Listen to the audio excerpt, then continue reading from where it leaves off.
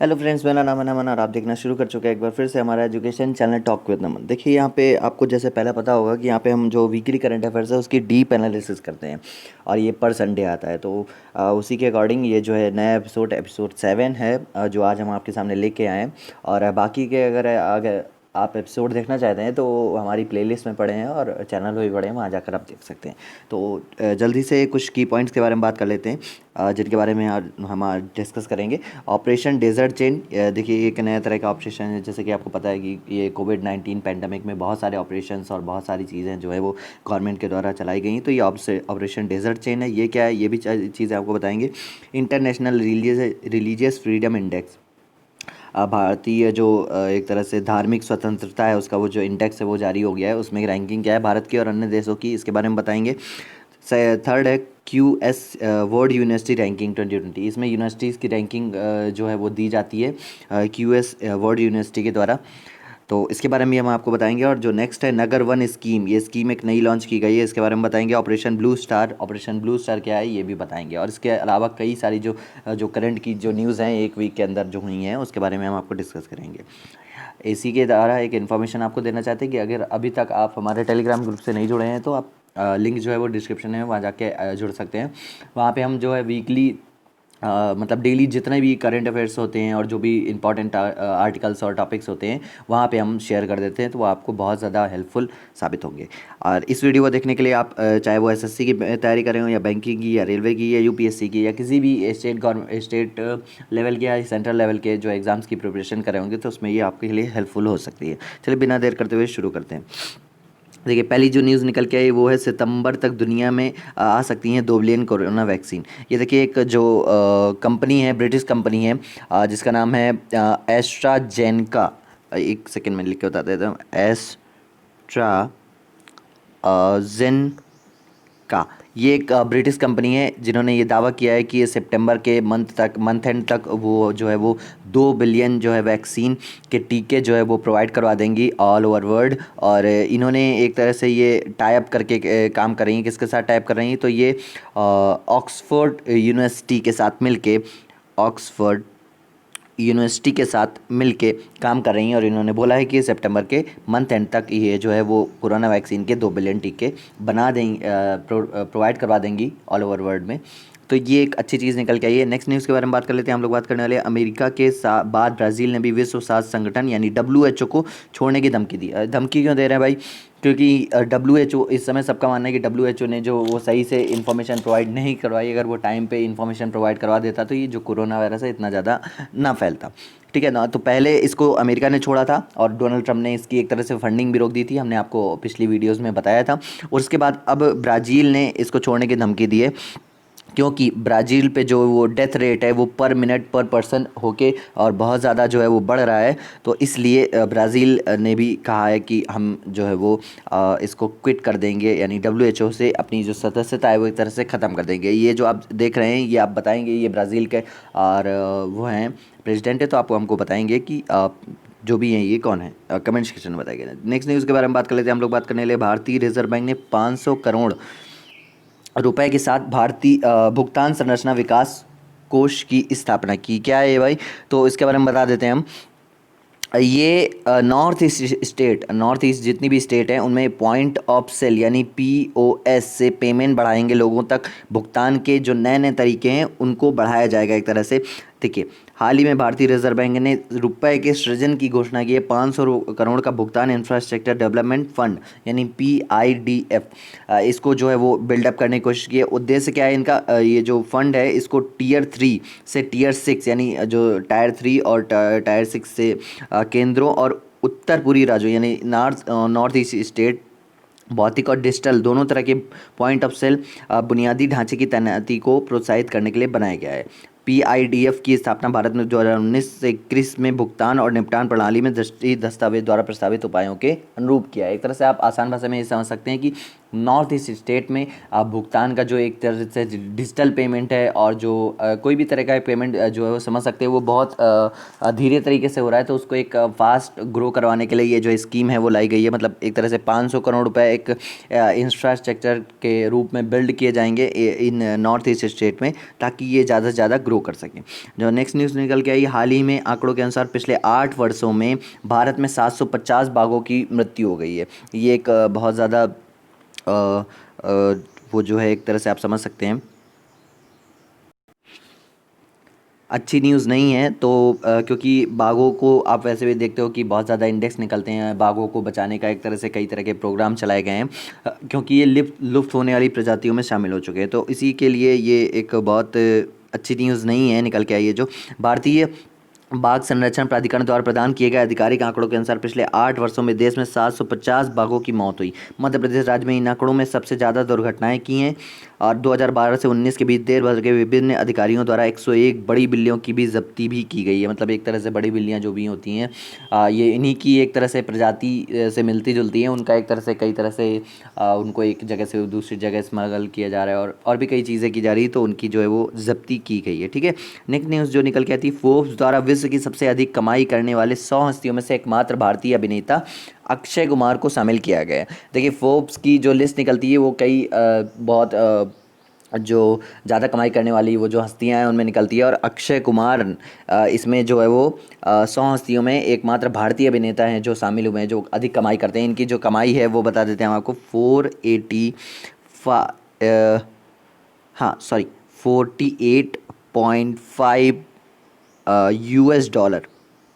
ठीक है, तो ये जो है वो इनकी कमाई है और सबसे ज़्यादा ये इंडियन जो है ब्रांड्स में जो सबसे ज़्यादा कमाने वाले जो अभिनेता हैं वो निकल के आए हैं।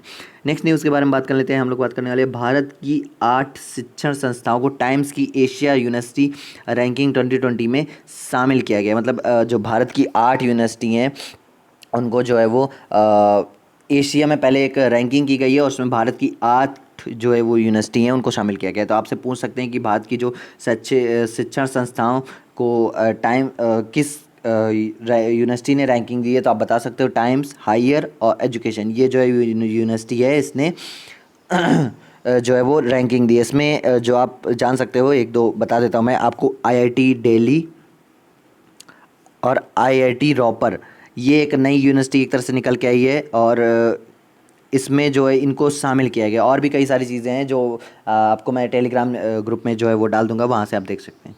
चलिए नेक्स्ट न्यूज़ के बारे में बात कर लेते हैं। सरकार ने शहरी वनों के लिए विश्व पर्यावरण दिवस तक पर नगर वन योजना लेने की घोषणा की। अभी आपको हाल ही में पता होगा कि हमारा जो पर्यावरण दिवस था 5 जून को जो है वो मनाया गया था और इसमें अलग अलग जो स्टेट गवर्नमेंट है उन्होंने अलग अलग इनिशिएटिव और स्कीम्स जो है वो लॉन्च करी हैं जिससे जो है हमारा पर्यावरण जो ज़्यादा अच्छे तरीके से जो उसको जो है वो सेव करने की कोशिश की जाएगी। ठीक है ना, तो इसी के चलते नगर वन योजना जो है वो सरकार ने शहरी वनों के लिए जो है लॉन्च की है। ठीक है, और इसमें क्या होगा, जो शहरों के अंदर खाली जगह हैं जितनी भी है वहाँ पे पेड़ पौधे लगाए जाएंगे और इसके अकॉर्डिंग 200 सिटीज़ को जो है वो चूज़ किया गया है। यहाँ पर जितने भी जो खाली जगह हैं जो यूज़ में नहीं है और वहाँ पे जो है वो वनों को मतलब एक तरह से पेड़ पौधों को लगाया जाएगा जिससे ज़्यादा से ज़्यादा पर्यावरण में हेल्प मिल सके। नेक्स्ट न्यूज़ के बारे में बात कर लेते हैं। हम लोग बात करने वाले ब्रजेंद्र नवनीत, ये विश्व व्यापार संगठन यानी WTO वर्ल्ड ट्रेड ऑर्गेनाइजेशन में भारत के नए स्थायी प्रतिनिधित्व होंगे। ठीक है ना, World Trade Organization new permanent representative चुने गए हैं। ये कौन है, ये ब्रजेंद्र नवनीत। तो ये अपॉइंटमेंट के जो सीरीज़ है उसमें आप नोट कर सकते हो, आप जो है ये नोट्स बनाते चलिएगा। ठीक है ना, तो आपके एग्जाम्स में काफ़ी हेल्पफुल होंगे। चलिए नेक्स्ट बात करते हैं। नेक्स्ट जो न्यूज़ निकल के आई, खाड़ी देशों के बीच विवादित फारस की खाड़ी, एक सेकेंड,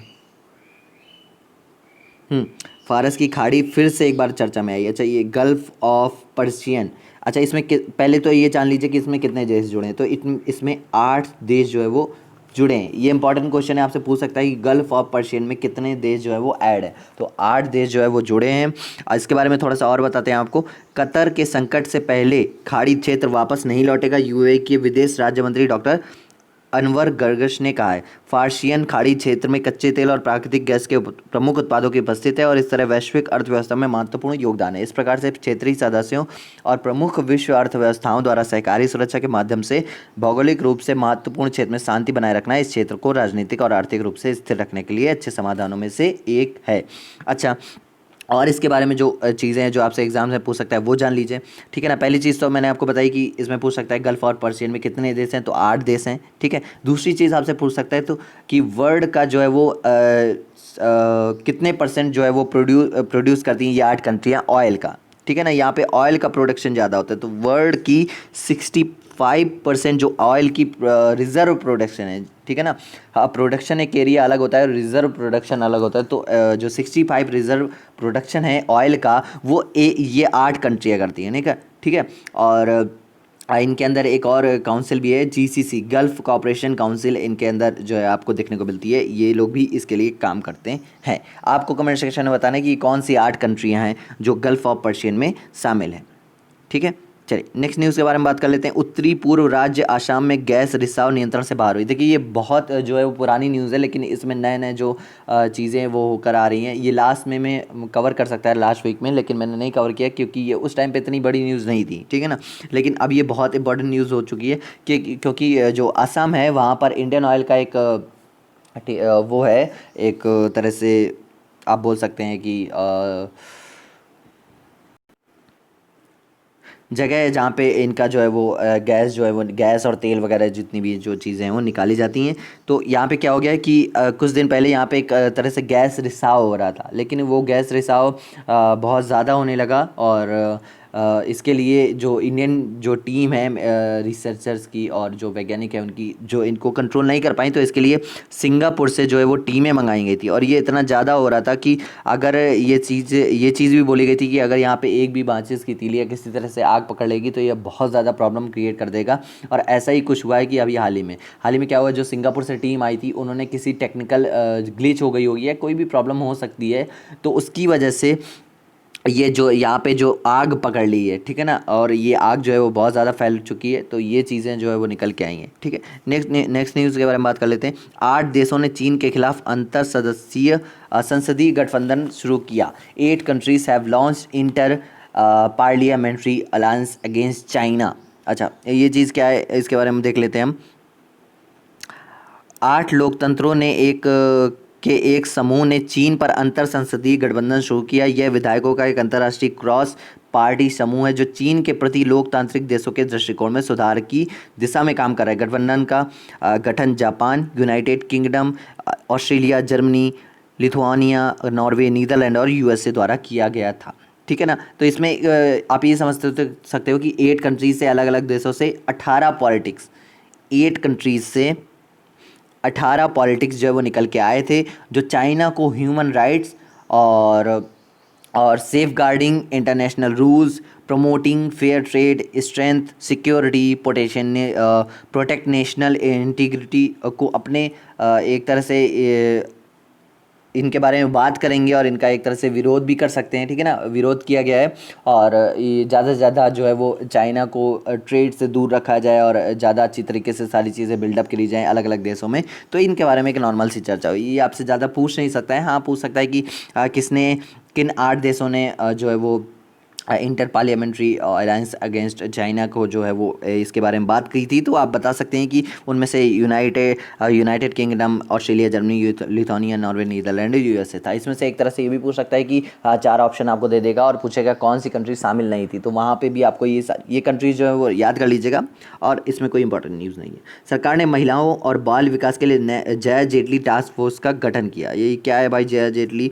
भारत सरकार ने जया जेटली टास्क फोर्स का गठन किया जो महिलाओं और बाल विकास के मुद्दों पर काम करेंगी, ठीक है ना।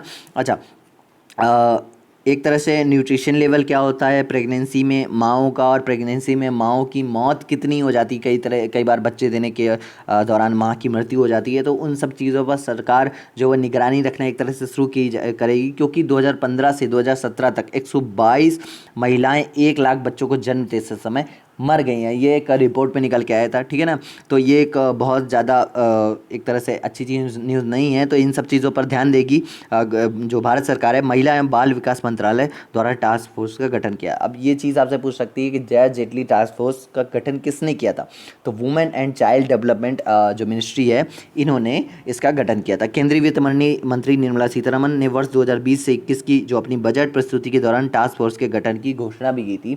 जो है अगर आपने ये बजट जो है देखा होगा तो इसमें कहीं ना कहीं ये चीज़ आपको जो है वो दिख जाएगी। चलिए नेक्स्ट न्यूज़ के बारे में बात कर लेते हैं। येल विश्वविद्यालय द्वारा जारी द्विवार्षिकीय पर्यावरण प्रदर्शन सूचकांक 2020 में भारत की 168वीं रैंक रही। अच्छा, इसके बारे में बात कर लेते हैं, क्या है भाई।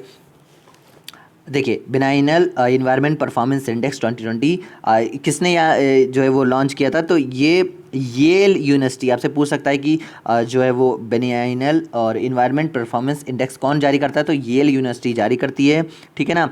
अच्छा, इंडिया की इसमें एक तरह से, अच्छा ये समझ लीजिए कि हर साल में ये हर 2 साल में ये रिपोर्ट आती है जिसमें किस देश द्वारा पर्यावरण के लिए क्या किया गया है, ये सब चीज़ें बताते हैं। अच्छा, इंडिया की रैंकिंग कितनी रही? तो 168। अब जाहिर सी बात है आपको पता चलना चाहिए कि फर्स्ट, सेकंड और थर्ड कौन सा रहा। तो फर्स्ट में डेनमार्क रहा, इसने भाई बहुत अच्छा काम किया था अपने यहाँ पे पर्यावरण को लेके। सेकंड में रहा लग्जमबर्ग, ठीक है। और थर्ड में रहा था स्विट्ज़रलैंड। तो ये चीज़ें जो है आपसे पूछ सकता है। बेनाइनल जो इन्वायरमेंट परफॉर्मेंस इंडेक्स था, इसमें भारत की रैंकिंग क्या रही? 168वीं। और आपसे ये पूछ सकता है कि फर्स्ट में कौन था? फर्स्ट में मैंने आपको बता दिया कि डेनमार्क था। चलिए, हर 2 साल में ये रिपोर्ट आती है, ठीक है ना। और किस देश ने पर्यावरण के लिए कितना काम किया, ये सारी चीज़ें इसमें पूछी जा सकती हैं। अच्छा, नेक्स्ट जो न्यूज़ निकल के आई, भारतीय छात्र ने विश्व का पहला इंटरनेट नियंत्रित रोबोट कोरोबोट बनाया है। अच्छा, ये क्या है कोरोबोट? इसके बारे में आपको बताते हैं थोड़ा। अच्छा, ये एक तरह से इंटरनेट नियंत्रित बॉट है और इसको मुंबई में जो मुंबई है वहाँ पे एक जगह है थाने, वहाँ पे रहने वाले प्रतीक थाड़ेकर, ये आप देख सकते हैं, इन्होंने जो है वो इसको बनाया है। और एक तरह से ये जो आप रोबोट देख रहे हैं, ये क्या करेगा भाई, आपको जैसे मरीजों को या डॉक्टर्स को कोई भी हेल्प चाहिए होती है। अभी आपने देखा था कि कई ऐसे रोबोट जो है वो मैंने हाल ही की वीडियो में बताया था कि कई ऐसे रोबोट जो है वो बनाए जा रहे हैं DRDO के द्वारा और अन्य जो है वो एजेंसीज़ के द्वारा, कंपनीज़ के द्वारा, इंस्टीट्यूट के द्वारा, जो कई तरह से हेल्प कर रहे हैं। तो इन्होंने क्या किया है कि इन्होंने इसी सीरीज़ में एक नया रोबोट जारी किया है जो इंटरनेट से सूचनाएं कलेक्ट करेगा, ठीक है ना। जैसे मैंने किसी भी रोबोट को इंस्ट्रक्शन दिए कि उस मरीज को उस बेड नंबर पे ये पानी देना है, ठीक है ना। तो वहाँ पे इस तरह का ये जो रोबोट है, अगर ये रोबोट जाएगा, नॉर्मल रोबोट जाएगा तो वो केवल पानी दे के आएगा। ये रोबोट जाएगा तो अगर कोई और भी आवश्यकता होगी किसी भी चीज़ के लिए, तो ये इंटरनेट से सर्च करके ये सारी चीज़ें प्रोवाइड करवाने की कोशिश करेगा और डेटाबेस में जो है वो सारी चीज़ें सेव कर लेगा। अच्छा, उड़ीसा राज्य आदिवासी छात्रों के लिए समर्पित बड़े शैक्षिक परिसर की स्थापना करेगा। ये क्या है भाई, इसके बारे में जान लेते हैं। देखिए, उड़ीसा क्षेत्रों के लिए विशेष रूप से मेगा शैक्षिक परिसरों की जो है स्थापना की जाएगी। ये किससे की जाएगी? तो उड़ीसा गवर्नमेंट के द्वारा की जाएगी और संस्थान एवं भूभाग जनजातियों के लिए ये की जाएगी। अच्छा, किन किन जगहों पर की जाएगी? तो ये क्योन घर, एक उड़ीसी जो है वो घर हैं, ये इनको इंस्टीट्यूट हैं, कॉलेज हैं, क्योन घर, यहाँ की जाएगी। नेक्स्ट जो है वो सुंदरगढ़।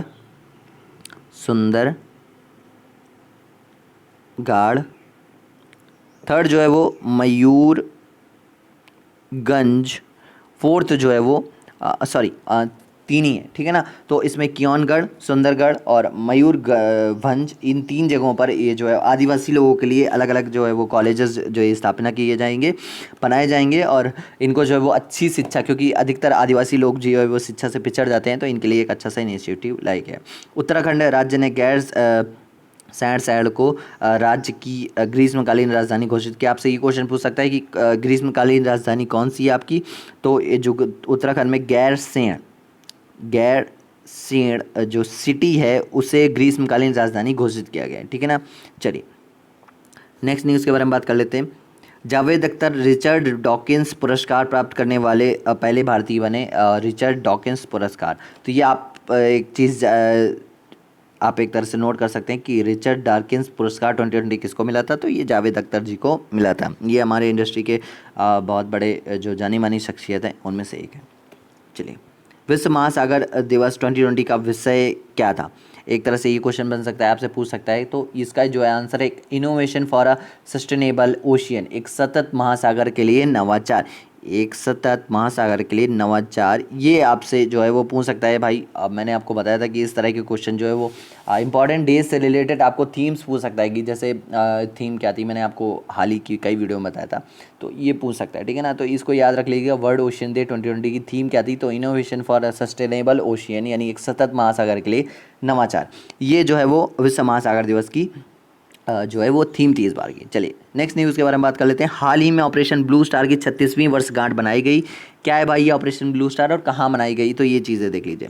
हाल ही में ऑपरेशन ब्लू स्टार की 36वीं वर्षगांठ देश द्वारा मनाई गई। यह 5 जून 1984 को अमृतसर में स्वर्ण मंदिर के अंदर छिपे अलगाववादियों को हटाने के लिए एक भारतीय सैन्य अभियान को दिया गया कोड नेम था, ठीक है ना। तो 1984 5 जून को अमृतसर में एक स्वर्ण मंदिर में, एक तरह से आप, मैं आसान भाषा में समझ रहा था, देखिए एक भिंडर वाला करके एक जो है वो स्वतंत्रता सेनानी, आप कुछ भी बोल लीजिए, उनको अलगाववादी बोल लीजिए, ठीक है ना। तो उन्होंने अलग अलग राज्यों की मांग करनी शुरू कर दी थी पंजाब के अंदर। तो ये एक टाइप का उग्र आंदोलन बना दिया था उन्होंने। तब की प्राइम मिनिस्टर जो इंदिरा गांधी जी थी, उन्होंने 1984 में इनके ऊपर कार्रवाई करने के लिए सेना भेज दी थी अमृतसर के अंदर। और तब भिंडरवाला और उनके अन्य जो समर्थक थे, उन्होंने गोल्डन टेम्पल में जाके छिप गए थे, ठीक है ना। तो सेना ने वहाँ जाकर उन्हें मार दिया था, जिससे जो सिख समुदाय भड़क सा गया था, क्योंकि ये एक तरह की भक्ति भावना को जो है वो ठेस सा लगना है। क्योंकि भाई आप किसी भी मंदिर के अंदर कोई भी चीज़ इस तरह की नहीं होती है, तो क्योंकि वो गोल्डन टेम्पल के अंदर हुआ सबसे बड़ा नरसंहार, एक तरह से आप बोल सकते हैं। तो ये चीज़ें हुई थी, तो वहाँ पे एक सिख समुदाय जो है वो भड़क गया था, ठीक है ना। तो ये ऑपरेशन ब्लू स्टार था।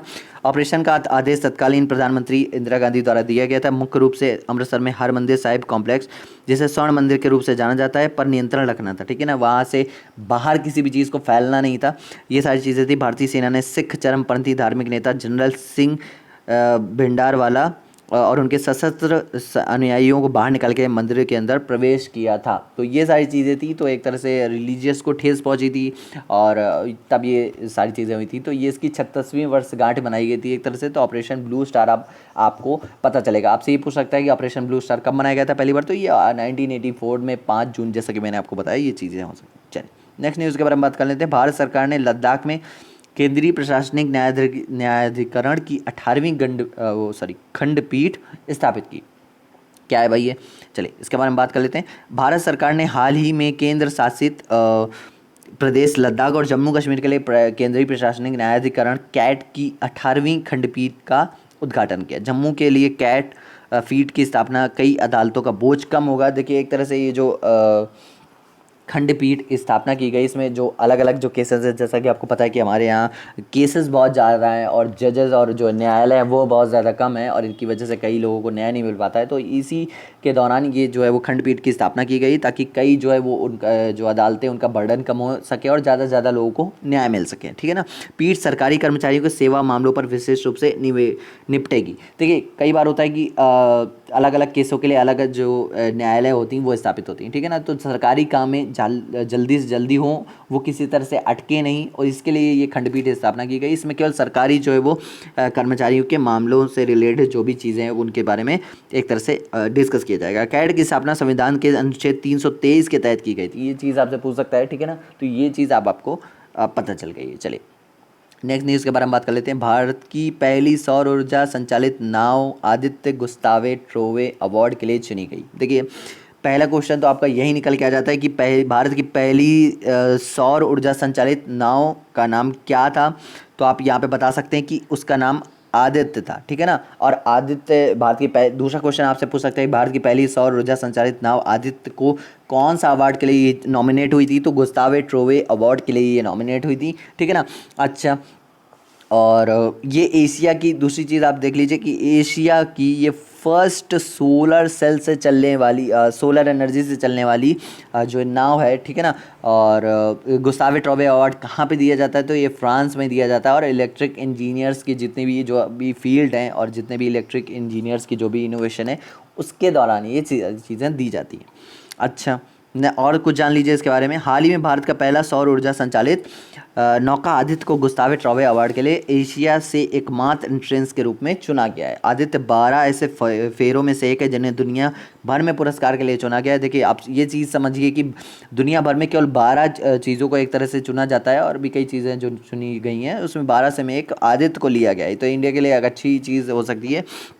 आदित्य केरल में वैकोम और थावन काडवू के बीच चल रहा है। ये नाव जो है इन क्षेत्रों के बीच में चल रही है। इन्हें नवंबर 2016 में लॉन्च किया गया था और 2017 में इनकी सेवाएं शुरू कर दी गई। तो ये अभी नहीं, ये बहुत पुरानी चीज़ थी। ये एक तरह से अवार्ड के नॉमिनेट हुई है, तब ये सारी चीज़ें जो है वो निकल के आई हैं, और अब ये आपसे क्वेश्चन में पूछ सकता है, ठीक है ना।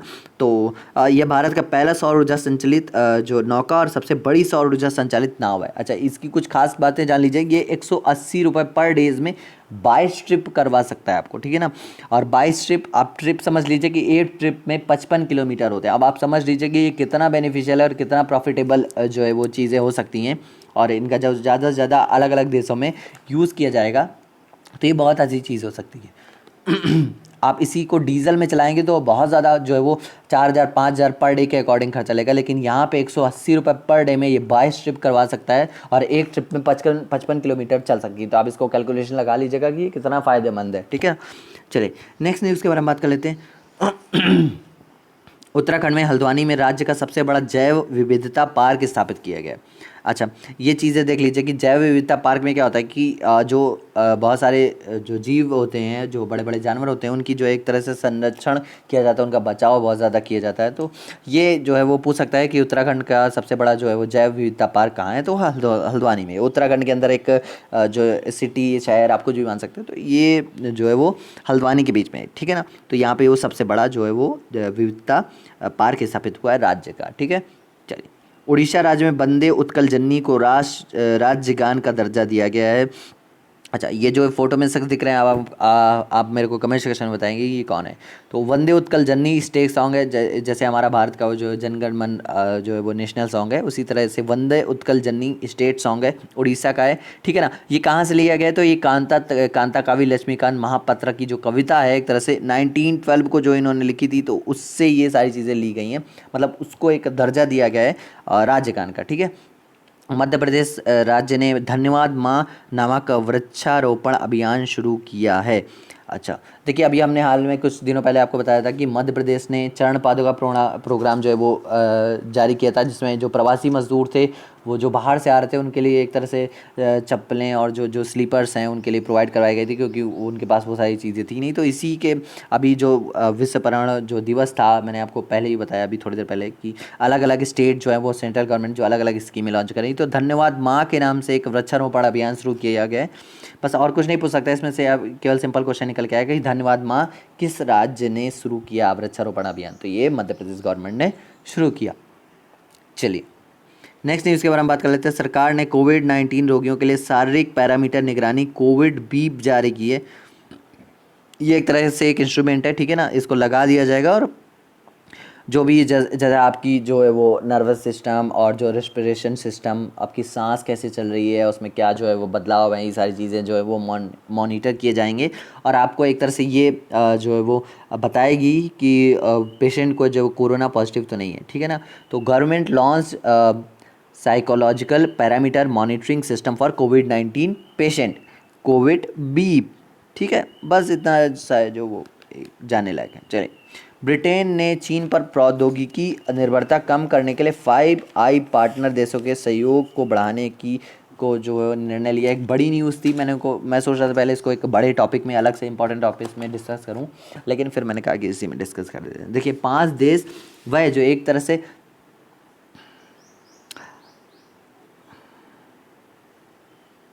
एक समूह होता है जो पूरी दुनिया पर नज़र रखता है, ठीक है ना। तो इसमें कौन कौन से देश थे? यूके, यूएसए, न्यूजीलैंड,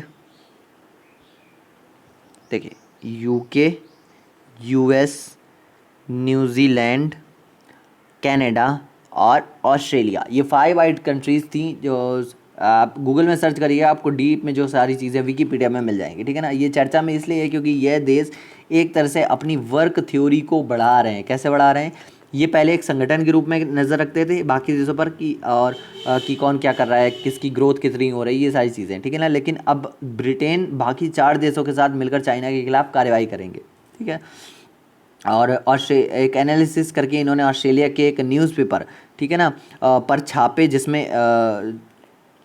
जिसमें वुहान से निकले कोरोना वायरस के बारे में जो है वो खबर थी। अब ये समझिए कि ऑस्ट्रेलिया कितने प्रोडक्ट और अलग अलग जो कंट्रीज़ हैं वो कितने प्रोडक्ट जो है वो यूज़ करती हैं चाइनीज़ प्रोडक्ट, और इनके बारे में क्या क्या चीज़ें हैं जो निकल के आई थी। देखिए ऑस्ट्रेलिया 595 प्रोडक्ट जो है वो यूज़ करती है जो कि चाइना से आते हैं, ठीक है ना। USA 414 product, UK 229 product, New Zealand 513 product, और कनाडा जो है वो 367 प्रोडक्ट। इतने जो है वो प्रोडक्ट जो है वो यूज़ करते हैं अलग अलग कंट्रीज़ जो चाइना से जो आते हैं, ठीक है ना। तो इसमें मोस्टली यूजर्स प्रोडक्ट जो चाइना से परचेज करे जाते हैं, इनको जो है एक तरह से कम किया जाएगा, इनका प्रोडक्शन बढ़ाया जाएगा अपने ही देशों में ताकि वो चाइना से इम्पोर्ट ना हो। अब ये देश इकॉनमी पार्टनरशिप करेंगे और इनमें देखिए पहले तो ये नज़र रखते थे सिर्फ, ठीक है ना, लेकिन अब ये इकोनॉमिक पार्टनरशिप करेंगे और इसमें 5 देशों के अलावा 3 देश और ऐड किए जाएंगे। अच्छा, कौन कौन से ऐड किए जाएंगे भाई? तो इंडिया, जापान और साउथ कोरिया ऐड और किए जाएंगे 5 देशों के अलावा, ठीक है, जिसमें इकोनॉमिक सप्लाई चेन को स्ट्रॉन्ग किया जाएगा। मींस जो भी चाइनीज़ प्रोडक्ट हैं वैसे ही प्रोडक्ट और उससे अच्छे अच्छे प्रोडक्ट जो है वो अलग अलग कंट्री में प्रोडक्शन जिसका बढ़ाया जाएगा, और country to country supply chain बनाई जाएगी एक तरह से, ताकि चीन से जो है वो माल जो है वो एक तरह से ना खरीदा जाए, ठीक है ना। तो और कुछ जान लीजिए इसके बारे में कि बोरिस जॉनसन ने ब्रिटेन का 5 आइज खुफिया साझेदारी समझौता करने के लिए चीनी प्रौद्योगिकी पर निर्भरता समाप्त करने के लिए योजना बनाई है। पीएम जॉनसन चाहते हैं कि यूके चीन पर पश्चिमी निर्भरता को खत्म करने में अग्रणी भूमिका निभाए। पीएम की योजना फॉर्म 5 आइज के खुफिया साझेदारी के साथ गहरा संबंध बनाने की है। उन्होंने पश्चिमी कौशल क्षेत्रों में प्लग गैप्स की योजना का खुलासा किया जिसमें जहाँ चीन हावी है, ठीक है ना। तो चाइना का जो प्रोडक्शन लेवल है और बहुत ज़्यादा वो मार्केट जो है वो उन्होंने अच्छा बिल्ड किया हुआ है, तो इन सारी चीज़ों के खिलाफ क्योंकि बहुत ज़्यादा प्रॉब्लम क्रिएट हुई चाइना के लिए, चाइना के द्वारा, ठीक है ना। तो अब अलग अलग देश इसके लिए काम करेंगे। ये 5 आइज कंट्रीज़ जो है वो 3 और लोगों को जोड़कर, 3 और देशों को जिसमें हमारा इंडिया भी है, उनको जोड़ करके प्रोडक्शन लेवल बढ़ाएंगी अपना, और जो चीज़ें चाइना से इंपोर्ट होती हैं उनको अपने ही देश में इंपोर्ट करने की कोशिश बनाने की, प्रोडक्शन करने की उनका कोशिश करेंगी। चलिए नेक्स्ट न्यूज़ के बारे में बात कर लेते हैं। फिच रेटिंग एजेंसी ने भारतीय अर्थव्यवस्था की अगले वित्त वर्ष में 9.5% बढ़ाने का अनुमान लगाया। मैंने आपके लिए एक स्पेशल सेशन लिया था अभी मूडीज़ रेटिंग का, ठीक है ना। मूडीज़ कंपनी, देखिए 3 कंपनीज़ होती हैं भारत में, कौन कौन सी? एक स्टैंडर्ड एंड पुअर, एक होती है फिच, और एक होती है मूडीज़। ये 3 ऐसी वर्ल्ड में कंपनीज़ हैं, एजेंसीज़ हैं एक तरह से आप बोल सकते हैं, जो जिनकी जो है वो रेटिंग जो है वो पूरा वर्ल्ड मानता है कि हाँ इनकी रेटिंग अगर अच्छी जा रही किसी देश के खिलाफ तो हाँ वो देश अच्छा कर रहा है, अगर ख़राब जा रही तो ख़राब कर रहा है। इनकी जो है वो अहम रोल होता है एक तरह से। तो फिच अभी हाल ही में मूडीज़ ने रेटिंग डाउन कर दी थी, Baa2 से Baa3 कर दी थी भारत की रेटिंग, ठीक है ना। तो मैंने उसके लिए एक स्पेशल सेशन लिया है, अगर आपको वो देखना है तो आप वो जो लिंक है वो कमेंट मैं डाल दूंगा डिस्क्रिप्शन में, वहाँ जाके देख सकते हैं, ठीक है ना। तो फिच जो रेटिंग एजेंसी अभी इसने हाल ही में रेटिंग की दी है भारत को, इन्होंने कहा है कि 9.5% की ग्रोथ रेटिंग से अगले साल तक भारत जो है वो ग्रोथ करेगा। तो ये एक अच्छी न्यूज़ है, ठीक है ना। ये इसकी न्यूज़पेपर कटिंग देख लीजिए। Indian economy to grow at 9.5% in next fiscal और रेटिंग फिच, ठीक है ना। फिच रेटिंग एक तरह से फिच ने जो रेटिंग दी है। चलिए, अमेरिका की अंतरिक्ष यात्री कैथी सुलिवन चैलेंजर खाई में उतरने वाली पहली महिला बनी। ये जो आप सक्सेस देख रहे हैं ये हैं कैथी सुलिवन, ठीक है ना। इन्होंने जो है वो चैलेंजर डीप, ठीक है, सबसे गहरी खाई है उसको जो है वो अंदर तक जाकर सबसे ऊपर स्पेस में भी गई हैं, तो इन्होंने एक रिकॉर्ड बनाया। अंतरिक्ष यात्री और समुद्री विज्ञान कैथी सुलिवन ने 1984 में अंतरिक्ष में चलने वाली पहली अमेरिकी महिला थी और दुनिया के महासागरों में सबसे गहरे ज्ञात स्तर पर उतरने वाली पहली महिला और इतिहास की 5वीं व्यक्ति बन गई जिन्हें मरियाना ट्रेंच में चैलेंजर डीप कहा जाता है। इसे प्रशांत सागर की सतह से 7 मील नीचे, मतलब ये सबसे गहरा है जो एक तरह से आप जान सकते हैं, ठीक है ना। पैसिफिक ओशियन वहाँ पे इन्होंने ये सबसे ऊपर भी गई हैं, यानी स्पेस में भी पहले गई थी, और चैलेंजर डी में भी, मरियाना ट्रेंच में भी जो है वो गई हैं, ठीक है ना। तो समुद्र तल से ये 7 मील गहरा है, 1 माइल में 1.6 किलोमीटर होते हैं, ठीक है ना। तो अब आप समझ सकते हैं कि ये 7 मील नीचे कितना गई होंगी, ठीक है। और ये जो है इंपॉर्टेंट चीज़ थी, आपसे पूछ सकता है कि मरियाना ट्रेंच पैसिफिक ओशन में जाने वाली महिला कौन थी, अमेरिकी महिला। तो ये कैथी सुलिवन कैथी सुलिवन थी, जो चैलेंजर डीप एक तरह से ये बोला जा सकता है, नाम है इनका। ये देखिए पेपर कटिंग है, explain what is challenger deep and the deepest spot in the ocean. तो ये सबसे नीचे गई, अच्छी चीज़ है। मर्शर के कॉस्ट ऑफ लिविंग सर्वे 2020 के अनुसार मुंबई भारत का सबसे महंगा शहर बना। ये चीज़ देख लीजिए, दुनिया के सबसे महंगे शेयर के अंदर 209 शेयर हैं, ठीक है ना। और उसमें जो सबसे महंगा एक तरह से पहले थोड़ी सी इन्फॉर्मेशन जान लेते हैं। मर्सर के 2020 कॉस्ट ऑफ लिविंग सर्वे के अनुसार मुंबई दुनिया का 60वां ऐसा देश है जो सबसे महंगा है। इसके अलावा ये एशिया में 19वां सबसे महंगा है, ठीक है।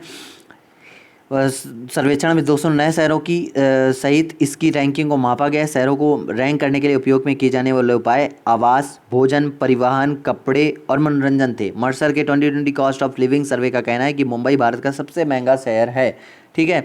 अच्छा, फर्स्ट, सेकंड और थर्ड इनके बारे में भी जान लीजिए कि कौन कौन सी चीज़ें हैं जो मतलब सिटीज़ हैं जिनको रैंकिंग मिली। तो पहला जो सबसे महंगा शहर है वो हांगकॉन्ग है। दूसरा जो है वो अश्कबाद एक तरह से बोल सकते हैं, अश्कबाद ये शहर है, ठीक है ना। तीसरा शहर जो है वो टोक्यो जापान में है। चौथा शहर जो ज्यूरिच स्विट्ज़रलैंड में, ज्यूरिच स्विट्ज़रलैंड में। आपका जो क्वेश्चन है जो आप कमेंट सेक्शन में बताएंगे कि एश्कबाद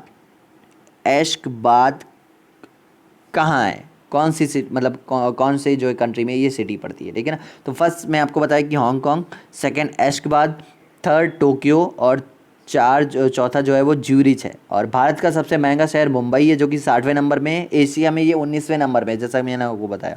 और जो अलग अलग जो सिटीज़ हैं भारत की उनको देख लीजिए कि दिल्ली 101 नंबर पे है, चेन्नई 143rd रैंकिंग आई है इसकी, 143वें नंबर पे, बेंगलुरु 171वें नंबर पे और कोलकाता 185 नंबर पे। ये जो वर्ल्ड के सबसे महंगे जो है वो सिटीज़ हैं, शहर हैं, उनका सर्वे हुआ है, उनमें ये भारत के जो शहर निकल के आए हैं। दिल्ली 101 नंबर पे, चेन्नई 143 नंबर पे, बेंगलुरु 171वीं रैंकिंग है इसकी और कोलकाता 150वीं रैंकिंग है इसकी वर्ल्ड में 209 सिटीज़ में, 209 सिटीज़ में, ठीक है ना। चलिए नेक्स्ट जो है वो न्यूज़ देख लेते हैं। क्यूएस वर्ल्ड यूनिवर्सिटी 2020 में 3 भारतीय संस्थाओं ने टॉप किया है 200 में। तो ये एक अच्छी चीज़ आप बोल सकते हो, एक अच्छी चीज़ नहीं बोल सकते हो, क्योंकि भाई 200 देशों में से 200 टॉप यूनिवर्सिटीज़ में से कितनी यूनिवर्सिटी मिली है भाई। तो ये देख लीजिए कि पहले तो ये समझ लीजिए कि ये क्यूएस वर्ल्ड यूनिवर्सिटी रैंकिंग कहाँ की है। तो ये ब्रिटिश की एक एजेंसी है क्यूएस यूनिवर्सिटी, जिसने ये रैंकिंग दी है, ठीक है ना। और दुनिया के इंस्टीट्यूशन को रैंकिंग देता है ये। वर्ल्ड में 200 टॉप इंस्टीट्यूट को रैंकिंग दी गई है, जिसमें इंडिया के 3 इंस्टीट्यूट को रखा गया है। कौन कौन से हैं भाई? आईआईटी बॉम्बे, इंडिया के आईआईटी बॉम्बे, कौन सी रैंक है इसकी? 172। एक सेकेंड, आईआईटी बॉम्बे 172। नेक्स्ट जो है वो आईआईएस, ठीक है ना, ये 185 रैंक है इसकी। नेक्स्ट जो है वो आईआईटी दिल्ली है, इसकी 193 रैंक है। तो ये कुछ खास अच्छी रैंकिंग नहीं है, लेकिन आप एक तरह से समझ सकते हो, ठीक है ना। टॉप 3 में, टॉप 200 में टॉप 3 आई हैं हमारी रैंकिंग, लेकिन ये कुछ खास रैंकिंग नहीं है। तो इसको और जो अच्छे से इसको बिल्डअप किया जाए, ये अच्छी चीज़ है, ठीक है ना। इंडिया की इन रैंकिंग को लेकर आईआईटी ने डिनाई किया है कि ये सारी रैंकिंग जो है वो हम इनको नहीं मानते हैं, हमारे यहाँ जो है वो अच्छी शिक्षा दी जाती है, ये चीज़ हम मानते हैं, ठीक है ना। तो आईआईटीज़ ने इसको डिनाई कर दिया है रैंकिंग को, लेकिन आपके को एग्ज़ाम में पूछा जा सकता है, ठीक है ना। चलिए एक न्यूज़ आप देख सकते हैं, मैं आपको बता देता हूँ कि एक मनीला फिलीपींस स्थित फाउंडेशन जो रेमन मैग्सेसे पुरस्कार प्रदान करता है ने घोषणा की है कि कोविड-19 के कारण पुरस्कार रद्द किए जा रहे हैं। लास्ट ईयर देखिए बहुत ज़्यादा चर्चा में आया था, क्यों? क्योंकि पत्रकारिता में यहाँ पर रवीश कुमार जो है वो इंडियन जो है वो पत्रकार हैं, भारतीय पत्रकार हैं एनडीटीवी के, उनको ये रेमन मैगसेसे पुरस्कार जो है वो मिला था। तो इससे ये बहुत ज़्यादा चर्चा में आया था। लेकिन इस साल ये पर ईयर करते हैं, तो इस साल ये जो है वो मना कर रहे हैं कि नहीं, हम जो है वो पुरस्कार रद्द कर रहे हैं क्योंकि ये कोविड-19 के कारण, ठीक है ना। रेमन मैगसेसे पुरस्कार 6 दशकों में 3 बार रद्द किया है। 1970 में वित्तीय संकट के कारण पुरस्कार पहली बार रद्द किए गए, 1990 में विनाशकारी भूकंप के कारण इसे फिर से रद्द किया गया, और अब 2020 में कोविड-19 पैंडेमिक के कारण इनको जो है वो रद्द कर दिया गया है, ठीक है ना। चलिए नेक्स्ट न्यूज़ के बारे में बात कर लेते हैं। विश्व बैंक ने कोविड स्थिति से निपटने के लिए पश्चिम बंगाल को 1950 करोड़ रुपए का कर्ज दिया है, ठीक है, ऋण दिया है। मैंने आपको पहले भी कई बार बताया कि ऋण और अनुदान, इनमें बहुत फ़र्क होता है, ठीक है ना। अनुदान वो होता है जो देकर नहीं लिया जाता है, और ऋण वो होता है जो देकर एक टाइम ड्यूरेशन दी जाती है कि हाँ इस टाइम ड्यूरेशन में आप अपनी स्थिति सुधार लीजिए और उसके बाद हमको वापस कर दीजिएगा, ठीक है ना। चलिए, तो पश्चिम बंगाल को 1950 करोड़ दिए हैं वर्ल्ड बैंक ने, ठीक है। चलिए नेक्स्ट न्यूज़ के बारे में बात कर लेते हैं। भारत सरकार हींग व केसर के उत्पादन को बढ़ावा देगी, ठीक है। Government of India to boost production of saffron and hing per year जो है वो हींग, एक तरह से सैफरॉन की जो मांग होती है वो 100 टन होती है, 100 टन। इसमें से 6 से 7 टन केवल प्रोड्यूस हो पाता है, और हींग की वहीं देखी जाए तो हींग की 1200 टन इतनी हींग की मांग होती है, लेकिन ज़्यादा प्रोडक्शन नहीं हो पाता है और बहुत ज़्यादा लेवल पे बाहर आती है। तो गवर्नमेंट ने जो है वो एक हिमाचल प्रदेश सरकार को पैदावार बढ़ाने के लिए कई तरीके से छूट दी और बोला है कि आप प्रोडक्शन जो है वो अपना बढ़ाइए और ज़्यादा से ज़्यादा प्रोड्यूस करिए हींग और केसर को, ठीक है ना। और मैंने आपको एक जीआई टैग की स्पेशल वीडियो थी, उसमें बताया था कि सैफरॉन जो है वो कश्मीरी सैफरॉन को अभी जीआई टैग मिला था, ठीक है ना। तो ये चीज़ आप याद कर सकते हैं। रंजीत कुमार को नासा विशिष्ट लोक सेवा पदक से सम्मानित किया गया है, ठीक है ना। तो ये एक इम्पॉर्टेंट न्यूज़ हो सकती है कि नासा विशिष्ट लोक सेवा पद आपसे पूछ सकता है कि किसको सम्मानित किया गया है, तो रंजीत कुमार को किया गया है। तो ये नासा के ही एक एम्प्लॉय है, इनको सम्मानित किया गया है, ठीक है ना। चलिए नेक्स्ट न्यूज़ के बारे में बात कर लेते हैं। अमेरिकी विदेश विभाग ने वार्षिक अंतर्राष्ट्रीय धार्मिक स्वतंत्रता IRF रिपोर्ट 2019 जारी की है। ये देखिए इम्पॉर्टेंट रिपोर्ट है, ठीक है ना। International religious freedom report 2019 IRF। अच्छा, ये कौन जारी करता है, तो USA का जो स्टेट डिपार्टमेंट है ये इसको जारी करता है। इससे पहले US commission on international religious freedom ने अप्रैल में रिपोर्ट जारी की थी, जिसमें भारत की धार्मिकता पर सवाल खड़े किए गए थे, ठीक है ना। इस जो है वो रिपोर्ट को 2 पक्षों में बांटा गया था, एक धार्मिक स्वतंत्रता के पक्ष में, एक धार्मिक स्वतंत्रता के विपक्ष में। देखिए विपक्ष में कौन है कि नाइजीरिया और चाइना, ये लोग तो धार्मिक रिलीजन को जो है मानते ही नहीं है, तो इन चीज़ों को बोला गया था कि ये कंट्रीज जो है इनको इस लिस्ट में रखा गया था। दूसरी जो लिस्ट है तो इंडिया के ऊपर अलग अलग कैटेगरी में रिपोर्ट लाई थी, जिसमें CAA आर्टिकल जो 370 था, ये जम्मू एंड कश्मीर वाला, NRC के बारे में ये कहा गया था कि इंडिया की रिलीजियस फ्रीडम पर सवाल खड़े किए गया था और बोला गया था कि यहाँ की रिलीजियस फ्रीडम जो है वो खतरे में है, ठीक है ना। तो ये रिपोर्ट निकल गई थी। इसके बारे में और जान लेते हैं कि हाल ही में अमेरिका विदेश विभाग ने अपनी वार्षिक अंतर्राष्ट्रीय धार्मिक स्वतंत्रता IRF रिपोर्ट 2019 जारी की थी, जो दुनिया भर में धार्मिक स्वतंत्रता की स्थिति का एक सर्वेक्षण है, एक तरह का सर्वे है, ठीक है ना। इसमें देश धार्मिक स्वतंत्रता के मुद्दे पर प्रकाश डालने के लिए भारत के लिए एक रिपोर्ट यानी देश रिपोर्ट प्रकाशित करेगा, ठीक है ना। इससे पहले US commission on international religious freedom यानी USCIRF ने भारत की धार्मिक स्वतंत्रता को निम्न grade in country of particular concern श्रेणी में बदल दिया था। ये एक अच्छी रिपोर्ट नहीं, लेकिन इसको एक तरह से डिनाई किया गया था कि नहीं, ये चीज़ नहीं मानी जाएगी, ठीक है ना। तो भैया इंटरनल मैटर है भारत का, आपको उससे क्या मतलब, लेकिन एक तरह से इन्होंने रिपोर्ट जारी की तो कहीं ना कहीं ये हो सकता है, लेकिन हमें इनसे कोई मतलब नहीं रखना है। हमारा जो एक एग्ज़ाम से रिलेटेड जो है वो क्वेश्चन आएगा कि कौन सा डिपार्टमेंट है, तो पहले जो है वो USCIRF, एक तरह से इसका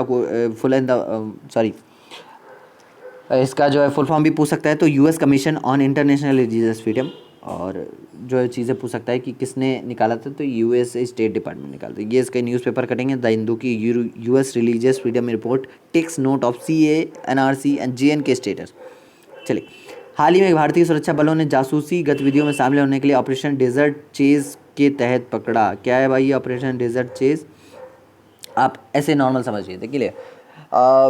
देखिए कई तरह से कई बार क्या होता है कि जो इंडियन आर्मी या बहुत ऐसे जगह हैं जिनमें जो लोग काम करते हैं, जो तो एक तरह से आप खुफिया बोल सकते हैं, उनमें जो लोग काम करते हैं उनकी कई बार उनको फंसाया जाता है। एक तरह से फेसबुक हो गया और कई सोशल मीडिया प्लेटफॉर्म पे उनसे दोस्ती की जाती है और इनकी जो भी कंट्री होती है उनकी लड़कियों के द्वारा कई तरह से लड़कियों की फ़ोटो लगा कर या बात करके उनको फंसाया जाता है और फिर उनसे जो है वो इम्पॉर्टेंट जो डिटेल है वो निकलवाई जाती हैं। तो इसी के दौरान ये ऑपरेशन एक एंटी जासूस ऑपरेशन है जो 2019 में सैन्य इंटेलिजेंस द्वारा शुरू किया गया था। इसमें कई लोगों को आधिकारिक गोपनीयता अधिनियम 1923 के तहत गिरफ्तार किया गया था। अच्छा, अभी क्या हुआ, Chhimlal Naik who work on a contract Mahajan field firing range in Bikaner Rajasthan, यानी राजस्थान में, and Vikas Tilotia a tradesman in field ammunition depot in Ganganagar यानी गुजरात में, were brought to Jaipur and integrated at a central irrigation centre.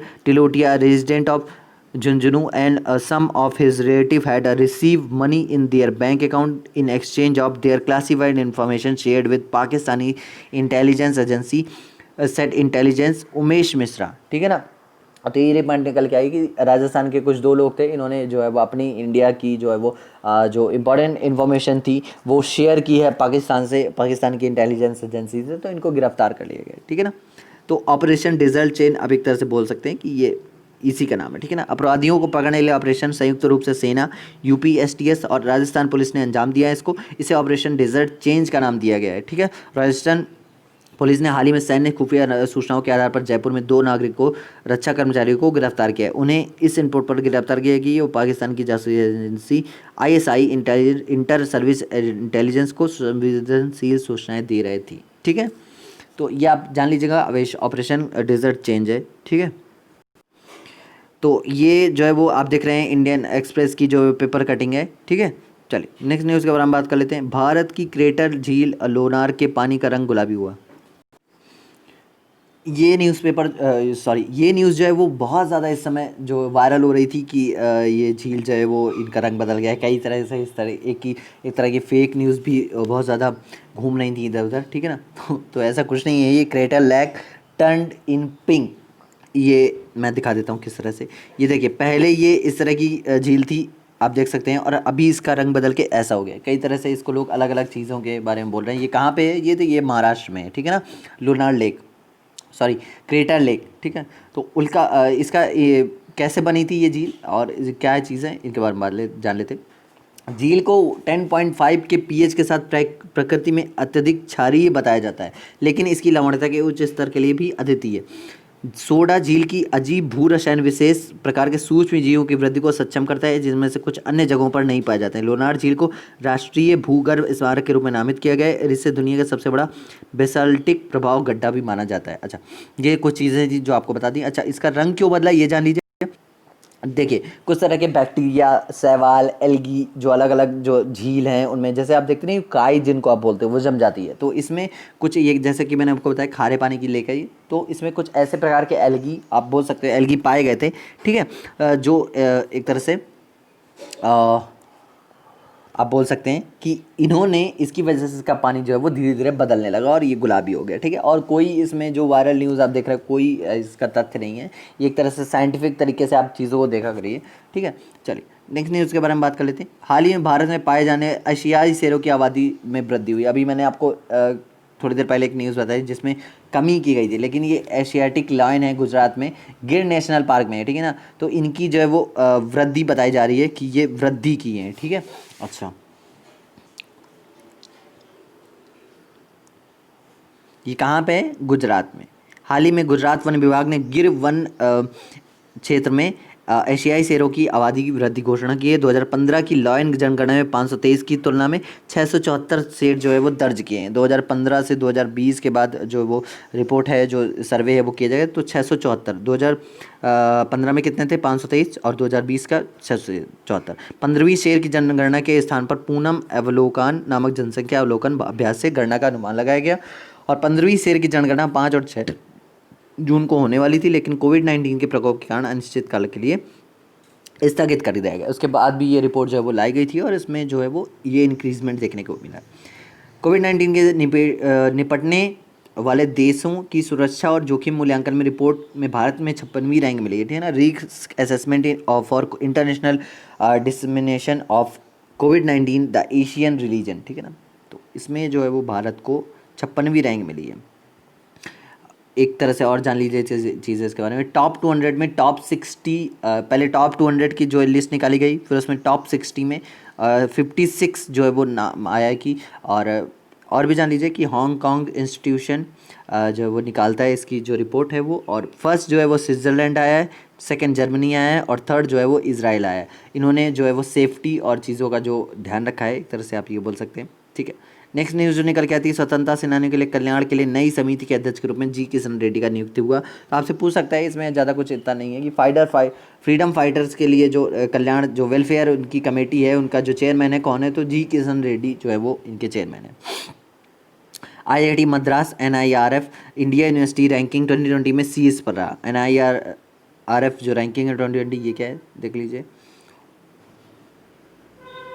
National institute of ranking frame work, ठीक है ना। तो इसमें अलग अलग जो है वो इंडिया की जो यूनिवर्सिटी हैं उनको रैंकिंग दी गई है, आप देख लीजिए, मैं दिखा देता हूँ। देखिए NIRF इंडियन रैंकिंग 2020, ठीक है ना। तो इसमें ओवरऑल जो कैटेगरी हैं, IIT Madras, IISc Bengaluru, IIT Delhi. University category IIS Bangalore, JNU new Delhi और BHU बनारसी। इंजीनियरिंग कैटेगरी इसमें रैंकिंग जो है इंजीनियरिंग कैटेगरी की, उसमें IIT मद्रास फर्स्ट में है, IIT दिल्ली सेकंड में और IIT बॉम्बे थर्ड में। मैनेजमेंट जो कैटेगरी है उसमें देख लीजिए, एक मिनट मैं आपको जूम करके दिखाता हूँ। जो मैनेजमेंट कैटेगरी है उसमें IIM इलाहाबाद, अहमदाबाद, IIM बेंगलुरु और IIM कोलकाता कलकत्ता, ठीक है ना। फार्मेसी की जो डिसिप्लिन है वो जामिया है Hamdard university, Punjab university, national institute of pharmaceutical education and research Mohali, ठीक है। और कॉलेजेस कैटेगरी में Miranda houses DU, LSR for women DU, Hindu college DU। Medical discipline में AIIMS new Delhi, PGIMR MER Chandigarh, Christian medical college Bengaluru.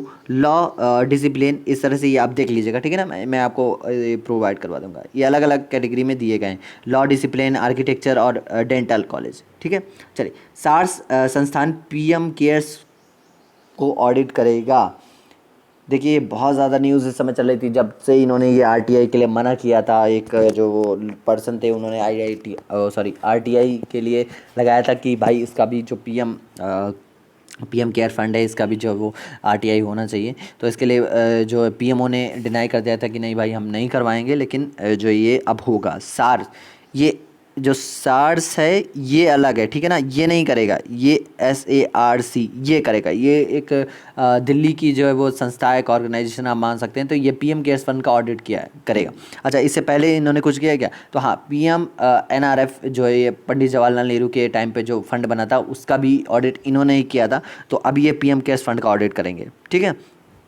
Pakistan ने बलूचिस्तान प्रांत में पथराव के लिए कारण पाकिस्तानी सेना पोस्ट छोड़कर भागी। ये चीज़ आप देख सकते हैं कि पाक सेना बलूचिस्तान पोस्ट छोड़कर भाग गई। देखिए पाकिस्तान और बलूचिस्तान के मैटर को मैंने आपको बताया था एक अलग पर्टिकुलर वीडियो में। अगर आपने नहीं देखी तो आप मेरे चैनल में जाके देख सकते हैं, ठीक है ना, क्या मैटर है। देखिए ये पाकिस्तान का एरिया है, ठीक है, ये पाकिस्तान और इस्लामाबाद कराची आप देख सकते हो। ये इंडिया है, ये यहाँ पे पंजाब प्रांत है, और ये बलूचिस्तान का एरिया है। तो पाकिस्तान इसको हमेशा अपने बारे में सोचता रहता है इसको मिलाने के लिए। तो यहाँ से और यहाँ के लोग जो है वो इंडिया को ज़्यादा मानते हैं। तो यहाँ के लोगों के ऊपर एक तरह से रोक लगाती है ये पाकिस्तानी सेना। यहाँ के संसाधनों का उपयोग तो करती है, प्राकृतिक संसाधन हो गए जितने भी, जैसे कोयला हो गया और बहुत सारी चीज़ें हैं, जितने भी पानी के सोर्सेज हैं और बहुत सारी चीज़ें हो गई जिनका यूज़ किया जाता है यहाँ पे खानों का। यहाँ के संसाधनों का उपयोग तो करती है लेकिन लोगों को सुविधाएं नहीं दी जाती। आपको जानकर हैरानी भी होगी एक तरह से कि यहाँ पर बलूचिस्तान के अंदर एक भी हॉस्पिटल नहीं है। लोग सरकार विरोधी हो रहे हैं। जाहिर है भाई, जाहिर सी बात है, यहाँ एक संगठन बन गया है कि बलोच लिबरल आर्मी नाम से एक BLA नाम से बलोच लिबरल आर्मी एक संगठन है जिसने यहाँ पर स्वतंत्रता के लिए अक्सर मांग उठाती है। सरकार ने इन पर लगाम लगाने के लिए गवर्नमेंट ने आधिकारिक तौर पर एक कार्रवाई की है कि अधिकांश घर से एक पर्सन को अरेस्ट कर रखा है ताकि लोग जो है वो आक्रामक ना हो ज़्यादा से ज़्यादा। अभी वहाँ पर ऐसा ही कुछ हुआ कि एक माँ और एक बच्चा जो है वो मर गए और इसके लिए वो भीड़ जो है वो ज़्यादा आक्रामक हो गई और वहाँ पर टुकड़ी पर जो है वो हमला कर दिया, ठीक है ना। तो ये सारी चीज़ें हैं। बलूचिस्तान के बाराबाचा में हिंसक विरोध प्रदर्शन के बाद पाकिस्तानी सुरक्षा बल ने अपनी सीमा चौकियों को छोड़ दिया। द बलूचिस्तान पोस्ट के अनुसार हजारों प्रदर्शनकारी ने पाकिस्तानी सुरक्षाकर्मियों पर पथराव किया और उन्हें पीछे हटने पर मजबूर किया। अवैध रूप से कब्जे वाले क्षेत्र में किए गए विरोध प्रदर्शन के दौरान प्रदर्शनकारियों के सैन्य प्रतिष्ठानी इमारतों को भी नष्ट कर दिया था। चलिए, अमेज़ॉन कंपनी ने पुलिस द्वारा चेहरे की पहचान तकनीकी के उपयोग में प्रतिबंध लगाया है। ये आप देख लीजिए, अमेज़ॉन बहुत ज़्यादा आप एक तरह से समझ सकते हैं कि ई मार्केट प्लेटफॉर्म, बहुत बड़ा ई मार्केट प्लेटफॉर्म है, ठीक है ना। जैसे आप सब फोन्स में फेशियल, ठीक है, तो मैं ये बोला था कि जैसे आप फ़ोन्स में फेशियल लॉक लगाते हैं जिससे पहचानते ही लॉक खुल जाता है, ठीक है, उसी तरह से एक अमेज़ॉन का एक टेक सिस्टम है रिकॉग्निशन नाम से, जिन्होंने अमेज़ॉन ने इसे यूएस में पुलिस को ये सिस्टम जो है प्रोवाइड करवा रखा है। किस लिए प्रोवाइड करवा रखा है? क्योंकि क्रिमिनल का डेटा फाउंड करने के लिए बनाया गया था, ठीक है, जिसमें जैसे ही कोई क्रिमिनल का फेस इसमें शो करवाया जाता है, उसका क्रिमिनल रिकॉर्ड क्या है और जो भी डेटा है वो जो है वो शो करवा देता है। इसलिए इससे जो है पुलिस को ज़्यादा प्रॉब्लम नहीं होती है, ठीक है। पर कुछ दिन से इसका गलत यूज़ हो रहा था, जिसके लिए अमेज़ॉन ने इस पर 1 साल के लिए बैन कर दिया है यूएस में, ठीक है ना। अच्छा, एग्जाम्पल क्या है भाई, किस वजह से ये बैन हो गया? तो आपको कुछ खबर मिली होगी कि यूएस में एक बहुत ज़्यादा प्रदर्शन हो रहा था, बहुत ज़्यादा तोड़फोड़ हो गई, बहुत अलग अलग राज्यों में कर्फ्यू भी लगाया गया था इसके लिए कि एक अश्वेत नागरिक था, जॉर्ज फ्लॉयड, यानी कि काला व्यक्ति था, ठीक है, जो उसने एक स्टोर से $20 का शायद गलत नोट दे दिया था, फेक करेंसी दे दी थी, या $20 दिए ही नहीं थे, जिसकी वजह से उस दुकानदार ने पुलिस को बुला लिया था और पुलिस ने जॉर्ज फ्लॉयड की गर्दन पर पैर रखकर उसे ज़मीन पर 15-20 मिनट तक जो है वो दबाए रखा और जॉर्ज फ्लॉयड बोल रहा था कि मुझे सांस नहीं आ रही है, आई कांट ब्रीथ, लेकिन पुलिस ने उसे दबाए रखा और उसकी मौत जो हो गई थी, जिसके बाद बहुत ज़्यादा प्रदर्शन हुए थे, क्योंकि यूएस में एक तरह से बहुत ज़्यादा कम्युनिस्ट पार्टी जो है वो सपोर्ट करती हैं कि श्वेत नागरिकों और अश्वेत नागरिकों में, तो उसके बाद ये विरोध प्रदर्शन हुआ था और उसी के ऊपर ये जो अमेज़ॉन रिकॉग्निशन जो है वो इसका यूज़ किया जाता काले लोगों पर, ठीक है ना। तो इसकी वजह से अमेज़ॉन ने इसको बैन लगा दिया। ई कॉमर्स कंपनी, दिग्गज कंपनी अमेज़ॉन ने पुलिस के द्वारा अपने सॉफ्टवेयर रिकॉग्निशन के इस्तेमाल पर रोक लगा दी। सॉफ्टवेयर का उपयोग पुलिस डेटाबेस के लिए एक साथ तस्वीर की तुलना करने के लिए किया जाता है, जिसमें सैकड़ों प्रकार के फोटो होते हैं, ठीक है। कुछ समय में चेहरे की पहचान तकनीक की आलोचना की गई है। अमेज़ॉन रिकॉग्निशन सॉफ्टवेयर को 2016 में लॉन्च किया गया था। इससे कई अमेरिकी सरकारी एजेंसियों द्वारा बेचा और इस्तेमाल किया गया था, लेकिन अभी इसमें जो है वो एक तरह से रोक लगा दी गई है। देखिए, ये बीबीसी की न्यूज़ है, George Floyd Amazon bans police use of facial recognition tech, इसे रोक लगाई गई, ठीक है। तो उम्मीद है आपको ये जो है वो मैटर पूरा समझ में आया होगा। चलिए, नेक्स्ट न्यूज़ के बारे में बात कर लेते हैं। वियतनाम ने हाल ही में यूरोपियन संघ के साथ व्यापारिक समझौते की पुष्टि की। अच्छा, ये क्या है? एक तरह से आप इसको ऐसे समझ सकते हैं कि ये एक तरह का फ्री ट्रेड एग्रीमेंट होता है, ठीक है ना। और मतलब एक देश से दूसरे देश जिसमें एग्रीमेंट होता है, उसके साथ होने वाली बाहरी व्यापार पर रोक नहीं लगा सकते। जैसे एक कोई भी पर्टिकुलर कंट्री है, ये कोई कंट्री है और ये कोई कंट्री, इनके बीच में फ्री ट्रेड यूनियन जो है वो समझौता अगर एग्रीमेंट हो गया, तो ये ना इसके आने वाले इंपोर्ट को, मतलब एक तरह से आयात में रोक लगाएगी, ना इसके आने वाले आयात पे रोक लगाएगी। फ्री ट्रेड एग्रीमेंट होता है, ठीक है। लेकिन इसमें एक तरह का लॉस भी होता है कि देश खुद के प्रोडक्ट को सेल कम कर पाते हैं, क्योंकि बाहरी सरकार वही कम दाम पर दे सकता है। देखिए, जैसे यहाँ से कोई प्रोडक्ट ले गया अपने यहाँ, उसने जो बड़ी बड़ी मशीनें और बड़ी बड़ी जो चीज़ें हैं प्रोडक्शन, उसमें इनका यूज़ किया और उसमें प्रोडक्शन करके और इनको वही चीज़ वो है जो सस्ते दामों पर बेच दी, तो इनका जो है प्रोडक्शन एरिया एक तरह से ठप हो गया। और ये जो भाई जाहिर सी बात है, सस्ती चीज़ मिलेगी तो कोई भी खरीद सकता है, ठीक है ना। तो ये एक लॉस भी देखने को मिलता है, लेकिन बाहरी सरकार वही कम दाम पर दे जाती है, ठीक है ना, और उस देश पर लोकल प्रोडक्शन एक तरह से ख़त्म हो जाता है। एक तरह से एक वजह इसकी ये भी है कि अभी हाल ही में भारत ने एशियन के साथ RCEP पर हस्ताक्षर करने से मना कर दिया था। ये भी एक तरह का फ्री ट्रेड एग्रीमेंट था, एक तरह से टेक्निक का यूज़ करके चीज़ों को कम दाम पर बेचा और ख़रीदा जाता है। तो ये सारी चीज़ें। अच्छा, वियतनाम का इसमें क्या फ़ायदा था? वियतनाम ने कंपनीज़ को ऑफ़र दिया, किन कंपनीज़ को? जो चाइना से बाहर निकल के आ रही थी। देखिए, बहुत सारी कंपनीज़ है जो चाइना को ये कोविड पैंडमिक की वजह से छोड़कर बाहर निकल रही हैं, तो इनको एक तरह से ऑफ़र किया गया था। भारत भी इनको ऑफ़र कर रहा है। देखिए, मैंने लास्ट वीडियो में आपको बताया था, ठीक है ना। तो प्रोडक्शन इसने ऑफ़र किया है कि इनके देश में आए वियतनाम में और प्रोडक्शन करें, जिसमें वो कंपनीज जो होंगी उनको 2 तरह से हेल्प करेगा। एक तो ये यूरोपियन यूनियन तक माल भेजने में हेल्प करेगा, कंपनीज़ का, ठीक है ना। और दूसरी जो हेल्प करेगा वो एक तरह से यहाँ पे लेबर कॉस्ट कम है, यहाँ पे लेबर आप अगर लेते हैं तो उसकी लेबर कॉस्ट कम है, तो यहाँ पे आपको बहुत ज़्यादा जो है वो हेल्प मिल जाएगी, ठीक है, कंपनी को ग्रो करने में। तो फ्री ट्रेड यूनियन एक अच्छी चीज़, फ्री ट्रेड जो है वो एग्रीमेंट एक अच्छी चीज़ भी है और इम्पोर्ट एक्सपोर्ट बढ़ाता है, ठीक है। तो ये सारी चीज़ें आपको समझ में आएगा। रिलायंस कंपनी ने भारत का सबसे बड़ा राइट्स इशू जारी किया है। राइट इशू क्या होता है, पहले इसके बारे में थोड़ा जान लेते हैं। हालिया रिपोर्टों में पता चलता है कि कोविड-19 पैंडेमिक के बीच Mahindra finance, Tata power, Shriram transport finance सहित कई कंपनियां राइट्स इशू को जारी करने के लिए फंड जुटाने की योजना बना रही है, ठीक है। राइट इशू क्या होता है पहले ये जान लीजिए। देखिए कोई भी कंपनी जब अपने शेयर्स बेचती है, तो जैसे जियो का शेयर्स इस टाइम कई कंपनीज खरीद रही हैं, लेकिन तो अब जियो को अपने जो है वो बिज़नेस है उसको ग्रो करना है, तो ग्रो करने के लिए क्या करेगा वो, जाहिर सी बात है बैंक से लोन लेगा या कहीं भी किसी भी जो है वो पर्टिकुलर इंडस्ट्री से लोन ले सकता है। लेकिन नहीं, ये राइट इशू क्या बोलता है कि राइट इशू में ये होता है कि आप जिस कंपनियों से शेयर जो कंपनी आपका शेयर परचेज कर रही हैं, ठीक है ना, उसी कंपनी से आप राइट इशू जारी कर दीजिए, उन कंपनी से और फंड मांग सकते हैं, ठीक है ना। जिन कंपनीज में शेयर परचेज किया है उन्हें और फंडिंग उनसे ली जाती है, ठीक है। इसका कोई फिक्स अमाउंट नहीं होता है, ताकि कंपनीज जो है वो और ग्रोथ करें। जैसे रिलायंस है, उसका अभी फेसबुक ने जो है वो एक तरह से आप बोल सकते हैं फेसबुक ने जो है वो शेयर परचेज किया था, तो रिलायंस जब राइट इशू जारी कर देगी तो वो फेसबुक से और फंडिंग मांग सकती है। भाई जब फंडिंग मांगेगी तो व्यापार बढ़ेगा, और व्यापार बढ़ेगा तो फेसबुक का भी फायदा होगा। इस तरह से आप नॉर्मल चीज़ें समझ सकते हैं, ठीक है। तो और कंपनीज जब ग्रो करेंगी तो दूसरी कंपनीज जिन्होंने उसमें फंडिंग दी है वो उनका भी फ़ायदा होगा, ठीक है ना।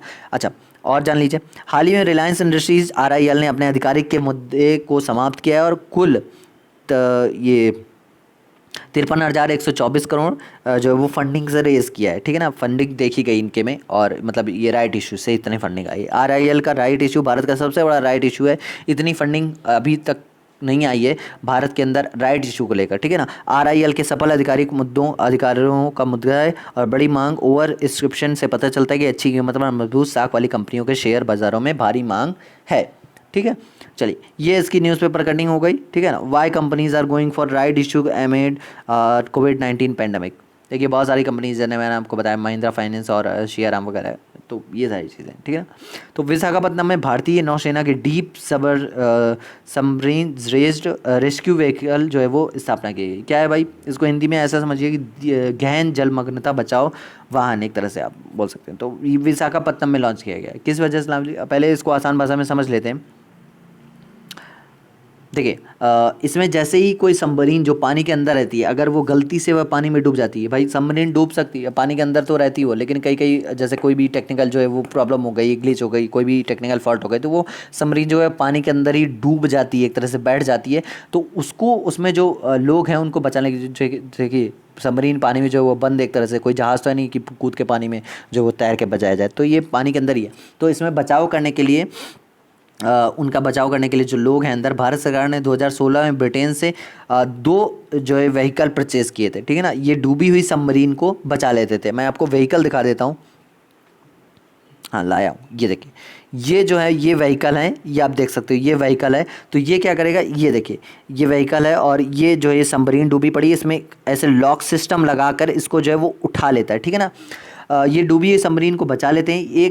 एक व्हीकल है 2018 में मिल गया था, जिसे मुंबई में रखा गया था, नहीं मुंबई बीच में लगाया गया था, मुंबई के जो है जहाँ पे ज़्यादा चीज़ें होती हैं इस तरह की, तो ये वहाँ पे लगाया गया था। दूसरा जो है वो विजाग मैंने अभी आपसे डिस्कस किया था कुछ दिन पहले, ये विशाखापट्टनम में जहाँ पे गैस रिसाव हुआ था वहाँ पे ये विजाग है, तो वहाँ पे ये लगाया गया है। और इसकी कॉस्ट जो है इन दोनों जो दो आई थी, इनकी कॉस्ट जो है वो पर जो व्हीकल है उसकी पर व्हीकल की कॉस्ट 1000 करोड़ रुपए है। तो ये चीज़ जो है वो आप जानने लायक है। और ये एक बार में ये मशीन जो है आप देख सकते हैं, एक बार में ये 16 लोगों की जान बचा सकती है, ठीक है ना।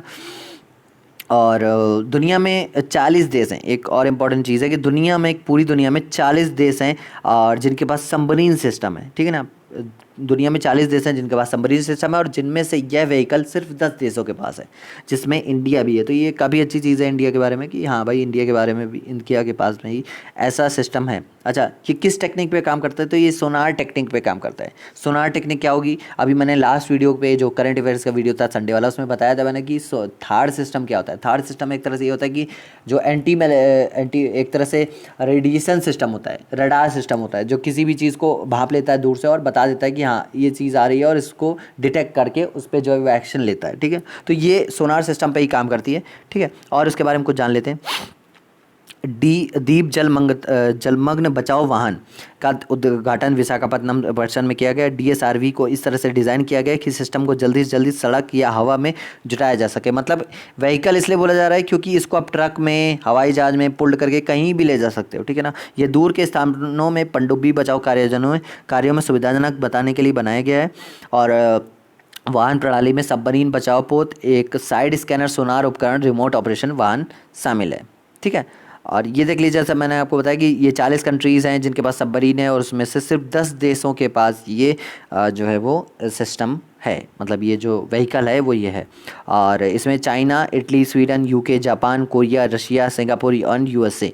ठीक है, UK, Japan, Korea, Russia, Singapore, USA, ये जो है ये कुछ कंट्रीज़ हैं जिनके पास सिस्टम है।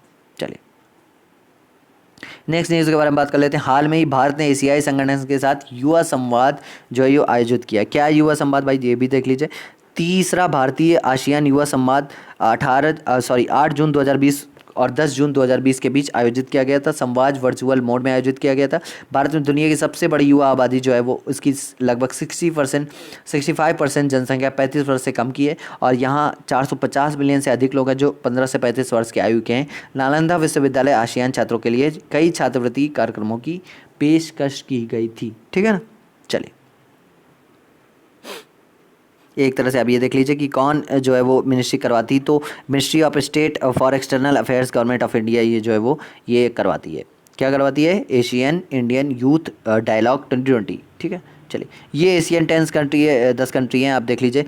ब्रुनेई, थाईलैंड, म्यांमार, लाओस और Indonesia, Malaysia, Philippines, Cambodia, Singapore और वियतनाम। ये टॉप 10 एशियन कंट्रीज़ हैं। मतलब टॉप 10 क्या है? एशियन 10 कंट्रीज़ हैं। चलिए नेक्स्ट न्यूज़ देख लेते हैं। हाल ही में भारतीय गौर बिशौन की पहली बार जनसंख्या आकलन हुआ। ये भारतीय गौर ये एक लुप्त प्रजाति है। ठीक है ना, तो इसको पहली बार इसका जो है लोकेशन जनसंख्या एक तरह से ट्रेस किया गया है। पहली बार क्या बोल सकते हैं, ठीक है ना। तो पहली बार इंडियन गौर नीलगिरी, ये कहाँ पाया जाता है? तो नीलगिरी की पहाड़ियों में पाया जाता है। ये लुप्ती प्राणी है। ठीक है ना, लुप्ती जानवर है, तो इसको देखा गया है। ठीक है, भारतीय संगीतकार शोभा शेखर को medal of the order of Australia से सम्मानित किया गया है। देखिए ऑस्ट्रेलिया का जो है वो अवार्ड है और किस कैटेगरी का है? तो Australian honour of Indian musician category में, अलग अलग कैटेगरी में प्रोवाइड किया जाता है। तो ये कौन जीता है भाई? शोभा सरकार। ठीक है ना, शोभा शेखर, ये शोभा शेखर इन्होंने जीता है। आपसे पूछ सकता है कि medal of the order of Australia किससे सम्मानित किया गया? तो ये शोभा शेखर को। ठीक है, चलिए हिमाचल प्रदेश सरकार ने वरिष्ठ नागरिकों के लिए पंचवटी योजना शुरू की गई थी। तो ये पंचवटी योजना क्या? ये जयराम ठाकुर, हिमाचल प्रदेश के सीएम हैं जयराम ठाकुर,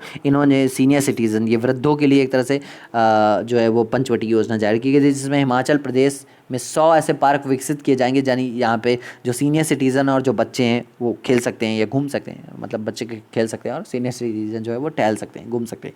ठीक है ना, तो ये अच्छी इनिशिएटिव। आंध्र प्रदेश सरकार ने नाइयों, दर्जियों और धोबी को वित्तीय सहायता प्रदान करने जगन्नाथ चेदुड़ योजना जो है वो शुरू की। देखिए इस तरह की जगन्नाथ विद्याधन योजना और जगन्नाथ ऐसे कई सारी योजनाएं जो मैंने हाल ही की वीडियो में आपको बताया। तो ये आंध्र प्रदेश सरकार इस तरह के इनिशिएटिव लाती रहती है और कई तरह से अच्छी चीज़ें हैं ये, जिसमें देखिए लॉकडाउन के अकॉर्डिंग जो 60 ईयर्स से ऊपर के जो भी पर्सन है, दर्जी, नाई और धोबी, इन लोगों को सरकार जो है वो 10,000 रुपीज़ जो है वो प्रोवाइड करवाएगी और अपनी चीज़ों को सही तरह से चलाने के लिए। ठीक है, चलिए आज की जो न्यूज़ थी वो यहीं तक थी और इसके बारे में कुछ इंपॉर्टेंट चीज़ें जैसा मैं आपको लाता हूँ कि वो जो जितने भी इंपॉर्टेंट डेज हुए होते हैं उनके बारे में बताता हूँ। तो 8 जून वर्ल्ड ओशन डे हुआ था, 12 जून एंटी चाइल्ड लेबर डे और 14 June world blood donor day. ठीक है ना, तो आज क्या है? वर्ल्ड ब्लड डोनर डे है। ये चीज़ें आप इंपॉर्टेंट है, नोट करिएगा, आपसे पूछ सकता है। और विश्व महासागरीय दिवस, इसकी मैंने थीम क्या बताई थी आप बताइए मेरे को कमेंट सेक्शन में। अभी मैंने बताई थी innovation for a sustainable ocean, एक सतत महासागर के लिए नवाचार, ये मैंने आपको बताया था। चलिए इसी के साथ हम देख लेते हैं कि आज जैसे मैंने आपको बताता हूँ कि हर बार कोई एक इम्पॉर्टेंट जो है वो राज्य जो है मैं डिस्कस करता हूँ। तो ये उत्तराखंड के बारे में आज जानेंगे। कैपिटल इसकी Dehradun, governor Baby Rani Maurya, chief minister Trivendra Singh Rawat, Lok Sabha seat 5, Rajya Sabha seat 3, legislative assembly 70, national park कौन है? Corbett, Gangotri, Govind, Nanda Devi, Rajaji, valley of flowers. ठीक है, एक तरह से हिंदी में जान लेते हैं। उत्तराखंड की राजधानी क्या है? देहरादून। राज्यपाल बेबी रानी मौर्य। मुख्यमंत्री त्रिवेंद्र सिंह रावत। लोकसभा सीटें 5, राज्यसभा सीटें 3, विधानसभा 70। और राष्ट्रीय उद्यान देखिए कार्बेट जो है वो बहुत ज़्यादा फेमस है, और नंदा देवी, ठीक है, फूलों की घाटी, flowers of valley, valley of flowers, ठीक है। तो ये कुछ इंपॉर्टेंट जो है वो स्टेट में आज इम्पॉर्टेंट था। और उत्तराखंड आप ये देखिए जो ये है उत्तराखंड, ये जो है वो स्टेट में जो मैंने बताया, ठीक है। और अभी यहाँ पर एक रोड भी बन रही थी, और ये नेपाल के आसपास से लिपुलेख दर्रे वाली रोड थी, ठीक है। तो ये कुछ इंपॉर्टेंट चीज़ें थी जो मैंने आपके साथ आज डिस्कस की। उम्मीद है आपको वीडियो पसंद आया। अगर आपको वीडियो पसंद आया तो वीडियो को लाइक करिए, शेयर करिए अपने फैमिली एंड फ्रेंड्स के साथ, और वीडियो को ज़्यादा से ज़्यादा शेयर करिए, और चैनल को सब्सक्राइब कर दीजिएगा, ठीक है। Thank you so much.